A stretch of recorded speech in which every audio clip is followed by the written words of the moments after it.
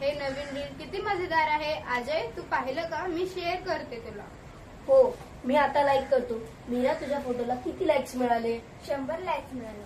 मला एका व्यक्तीने फ्रेंड रिक्वेस्ट पाठवला व मी ते एक्सेप्ट पण केलं. तो म्हणतोय मी खूप सुंदर आहे. मी माझ्या स्टोरीवर उद्या शाळेला सुट्टी आहे असं शेअर केलंय. बघूया किती कमेंट्स येतात. मी माझा फोटो अपलोड करते मस्तपैकी फिल्टरला. उशिरापर्यंत रील्स पाहत बसले, अभ्यास झाला नाही, परीक्षेत कमी मार्क्स मिळाले. मी खोटी बातमी मजा म्हणून शेअर केली. शाळेत अफवा पसरली. मला मुख्याध्यापकांनी शाळेत बोलावलंय. आता मी काय करू? मला टेन्शन आलं आहे.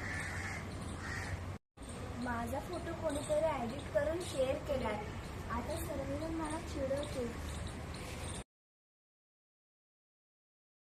सोशल मीडियाचा वापर करताना वेळेचे बंधन पाळा. गरज असेल तेव्हाच वापर करा. खोटी बातमी पुढे पाठवण्या अगोदर आधी खात्री करा, मगच पुढे पाठवा. अनोळखी व्यक्तींसोबत सोशल मीडियावर मैत्री करू नका.